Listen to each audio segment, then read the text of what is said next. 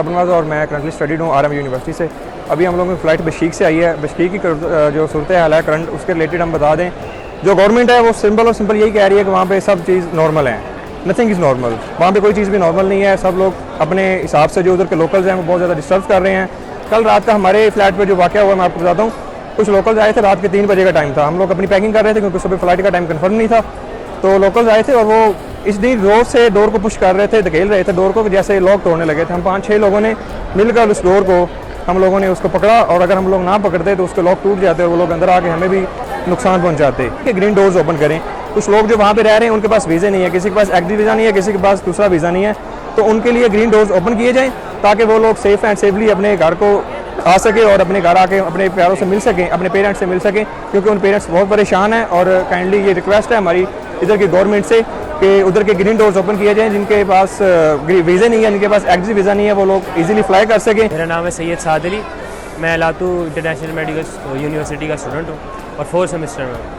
हमारे साथ कोई ऐसा इंसिडेंट पेश तो नहीं आया। हमारे इर्द गिर्द माहौल जो है वो माहौल का तनाव बहुत ज़्यादा बढ़ा हुआ था। जो है हमारे टीचर्स ने बहुत हेल्प आउट किया।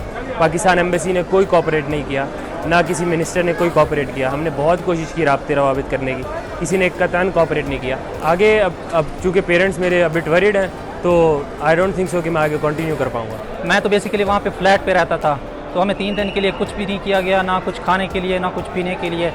तो फिर हमने रिक्वेस्ट की पाकिस्तान से, तो यहाँ से कुछ ना कुछ इमदाद आना वसूल हुई।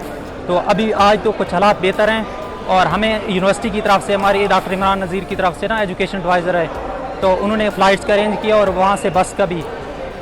तो अल्हम्दुलिल्लाह आज तो सेफली पहुँच गए हैं। और मैं स्पेशली रिक्वेस्ट करना चाहूँगा कि वहाँ पे जो मौजूद हैं हमारे कुछ वर्कर्स हैं, उनके पास वीज़े नहीं है, वीज़े एक्सपायर हो चुके हैं, तो उनके लिए ग्रीन कॉरिडोर सबसे मस्ट है।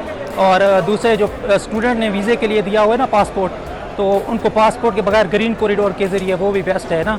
और फ़्लाइट्स वगैरह के टिकट्स के कुछ पैसे नहीं हैं, तो उनके लिए भी कुछ हल किया जाए। जी हमने हुकूमत से यही बात किया है कि हमारा ना मुस्तकिल तौर पर हल किया जाए, क्योंकि हमने स्टडीज़ जारी रखनी है। अभी 3rd ईयर MBBS है ना हमारा, तो 2 साल रहते हैं। तो इंशाल्लाह इन्होंने बावर कराया है कि हम इंशाल्लाह ज़रूर हल निकालेंगे इनका, और इंशाल्लाह हम स्टडीज़ जारी रखेंगे।